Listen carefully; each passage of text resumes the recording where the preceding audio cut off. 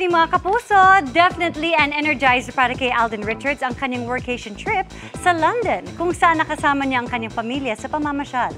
At ngayong back to work na siya, ano-ano kaya ang goals niya bago matapos ang taon? Makichika kay Aubrey Carampel.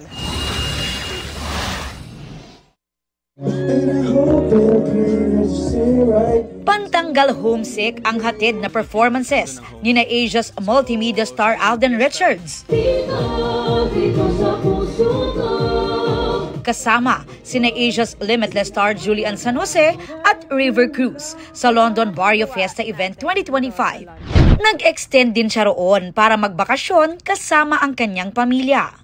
Much needed quality time nga raw ito with his family. Naudlot kasi ang dapat sanay birthday trip ni Alden noong January dahil sa pagpanaw ng kanyang lolo. It's been a while since I had my vacation because last December was a very hard season for us because of my grandfather's passing. So we didn't really have that much time to really spend time together and magkaroon ng downtime. Nakapag-relax at nag-enjoy nga raw siya kasama ang kanyang daddy at mga kapatid. Dahil Potterheads o fans ng Harry Potter books at movies, binisita rin nila ang Harry Potter world. So happy ako kasi sobrang nag-enjoy. Most especially yung sumunod sa akin, si Riza. Sobrang na-enjoy niyo yung London, even yung youngest namin, si Angel. Pagkabalik ng bansa, trabaho rin agad si Alden.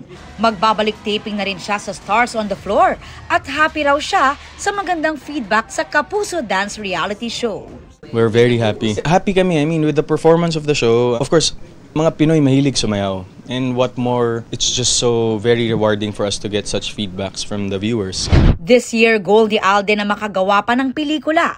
Kasunod ng magandang feedback sa kanyang directorial debut film na ipinalabas sa Danang Asian Film Festival sa Vietnam. Siyempre, naghahanda na rin si Alden sa nalalapit na GMA Gala 2025 kasabay ng selebrasyon ng 75th anniversary ng GMA Network.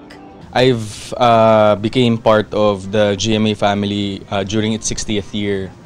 So I'm very proud and happy. For 15 years, I've been a solid kapuso ever since day one. Diamond anniversary ng network. Talagang dapat, we have to be present and we have to prepare for it. Aubrey Carampel, updated showbiz happenings.